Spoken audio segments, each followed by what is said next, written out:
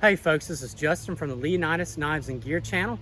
I have with me here the Halfbreed Blades LSK-01. This is the large survival knife, Model 1. This knife is very similar to the BFK-01 made by Hardcore Hardware of Australia, the sister company to Halfbreed Blades. This part of the review is the discussion. Following this video will be the field testing trials that I did with this knife. Had a really fun time. So next up, I'm just gonna take a close-up of this knife, just go over some of its features and talk about some things that I liked about this knife, and then go over some things that I might not have liked about this knife. So before we take a detailed look at the knife itself, I wanna show you all the morale patches that come with it. This is the Halfbreed Blades logo morale patch, and the mascot, the tactical drop bear for Halfbreed Blades. Pretty awesome. Also, the display box it comes with, the storage box. Really nice. Comes packed in this foam.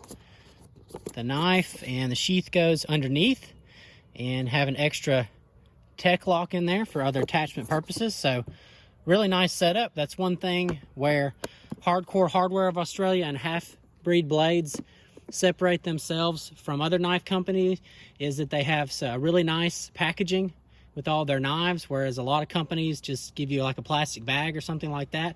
So I really appreciate having a nice box like this. It's just a great place to keep the knife when you're not using it, or it's just just a nice thing to have with a very nice expensive knife. So here is the LSK. And actually, before I talk about the knife, I'm going to go ahead and give a few words about the Kydex sheath. One really neat thing to know about this sheath is that the Kydex is actually sourced from the United States. So this is USA made grade quality Kydex. Really, really nice sheath. That's another thing that HHA and also Halfbreed Blades are known by, is having really nice sheath systems. Kydex is very well form fitting. It has the molly locks on the back for your tactical gear setups. Just a really nice sheath, very well made. Fits the knife like a glove. Of course, it's always fun to do your own tactical custom paint job, which I did a bit of multicam with the Gears of War Omen. But yeah, I really can't say enough about the sheath. So for a knife like this, it's definitely an added bonus. So you won't waste any time, trying to get an aftermarket one made up for it, or, trying to do one yourself. This is pretty much all you need for this knife. It works out really well. All right, so as for the knife itself, I always try my best to go over, the specifications that I think everyone would need to know. Unfortunately, I always miss something. Like I said, I try my best. There's, you can spend a lot of time, or you can spend just a little bit of time. I try to get the right amount of time for a knife review. But this is overall just an awesome looking combat type survival knife. That's why I really like playing with knives like these, because they're just a lot of fun to see what they can do, to test their abilities. But the knife overall, the length, it is 12 inches, about a foot overall. It's got a 5-inch long handle, 7-inch long blade. So overall, pretty good ratio of blade to handle. Good long length of blade for a survival combat type knife. Fits me very well in the hand. Very comfortable, nice grooves on there. And I'm just gonna start back on the pommel here. You got a nice lanyard hole. The handle scales are G10. I believe they're USA sourced as well. Really nice handle scales. I will go ahead and start off by saying they're a little smooth for my taste. They lack a little bit of grip, a little bit of texture. And honestly, I think that's one of the main complaints with the knife, which to me is not a major complaint, because that can be fixed later on if you so desire. And I added just a little bit of grip tape there, and just for identification as well. But yeah, that's just something to notice with the G10 handle scales. They just don't have a lot of grip on them. But they are very well made, very well contoured. They fit the knife handle very well. They look great, great color. This knife comes in several different colors, black, this desert color, and also Ranger green. So they got some good looking color combos. But moving on down, yeah, you got your pommel here. It's flattened out on the end for hammering. I didn't actually hammer anything with the pommel during my testing, but I'm sure it'd be very effective. I don't hammer things very often with the pommel of my knives. It's just not really a habit I've gotten into. I do more hammering with, like, say, the flat side of the edge, especially with the larger knife. Like nice this. Contours and jimping on the back of the handle, and also nice choil up here before the guard, which also is nice. You got a little bit of a guard, which I think is very necessary for a combat survival type knife. So there's not going to be much, you know, slipping down if you got to stab or thrust into something. You got a little bit of something to stop your hand, which is nice. A little bit of backspace here before the serrations start.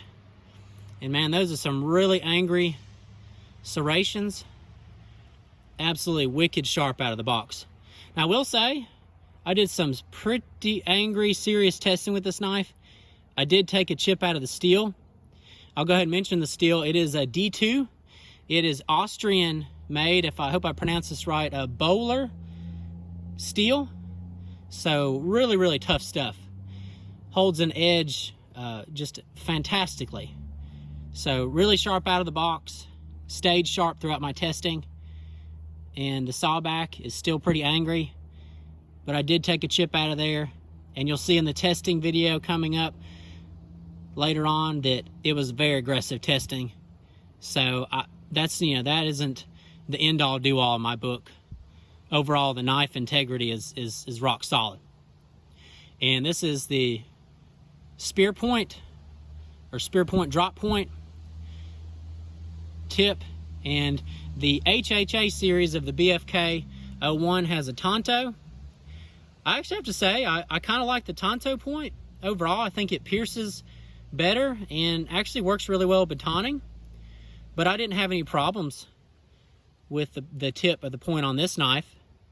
I just feel like the Tonto was a little more aggressive, kind of a little bit more blade to work with, but this worked out very well for me. At the end of the day, it's just a preference, and either one will work with most people. It just kind of depends on what you're doing. It's nice to see a Tonto on a combat type knife, and also survival. Sometimes you don't see that very often, but worked out very well. Edge retention was great. I don't believe I even re-honed this bad boy up after I was done with all the abuse. So worked out very well for me. Very nice plain edge. Good thickness to this knife. It's a 1/4 inch thick. Actually, I think it's just a hair over a 1/4 inch. It's they say 7 millimeters, so it's like 0.27. So pretty thick knife, kind of like a lot of Tops knives out there, Tops and some Essie knives. Just a thick beast. And yeah, feels great in the hand.